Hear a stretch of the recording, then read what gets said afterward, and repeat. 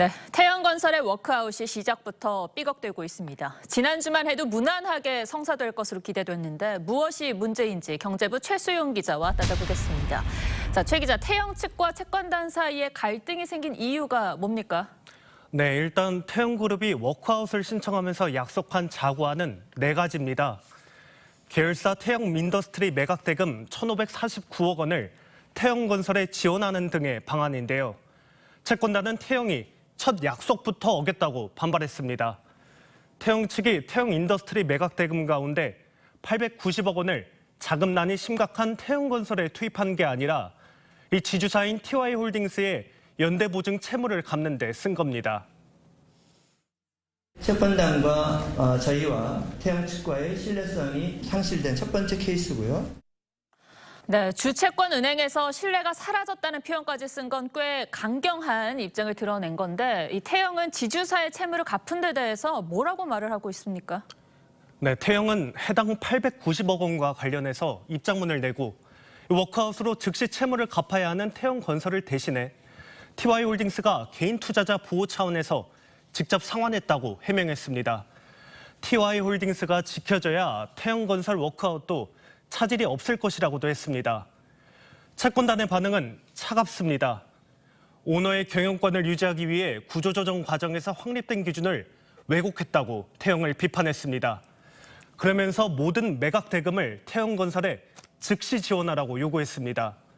제가 만난 산업은행 관계자는 어머니가 자산을 팔아 아들의 채무를 갚겠다고 약속해놓고 내가 있어야 아들도 산다며 자기 빚부터 갚은 셈이라 표현했습니다. 네, 사실 이제 이 신뢰를 회복하기 위해서는 태영 오너 일가가 얼마나 진정성을 보여주느냐 이게 관건일 텐데요. 여기서도 채권단은 좀 만족스럽지 않은 모양입니다. 네, 윤세영 태영 창업주 일가가 자기 재산을 얼마나 내놓을지가 당초부터 큰 관심사였습니다.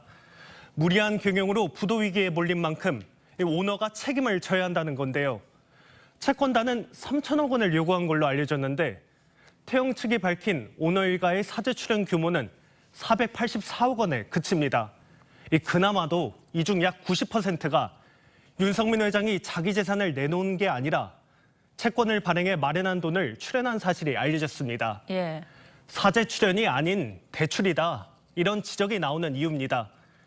핵심 계열사인 SBS 지분도 일정 부분 내놔야 한다는 게 채권단의 입장이지만 태연 측은 난색을 표한 걸로 알려졌습니다. 이 워크아웃이 잘 성사돼야만 하는 금융당국 입장에서는 지금의 상황을 지켜만 보고 있을 수는 없지 않겠습니까?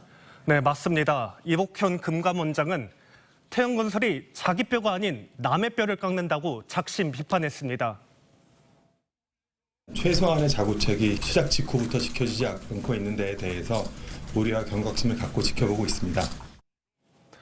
김주현 금융위원장 역시 채권단 협의회가 열리는 오는 11일까지 날짜가 많지 않다며 추가 자구안을 내놓으라고 촉구했습니다. 보다 못한 대통령실도 태영건설이 계속 무성의하게 나오면 워크아웃으로 못 갈 수도 있다고 경고장을 보냈습니다. 자, 최 기자, 만에 하나 그러지 않기를 바라지만 워크아웃이 무산된다면 어떻게 되는 겁니까? 태영건설이 채권단 75%의 동의를 얻지 못해 워크아웃에 실패할 경우 법정 관리에 들어가게 됩니다. 이렇게 되면 태영건설이 갖고 있는 금융채권뿐 아니라 상거래 채권도 모두 동결됩니다. 협력업체 500여 곳이 거래대금을 받지 못해 영세한 곳부터 줄도산할 가능성이 큽니다. 네, 줄도산은 막아야 할 텐데요. 태영 측의 추가 자구안이 또 한 번 관건이 될 것 같습니다. 최 기자 잘 들었습니다.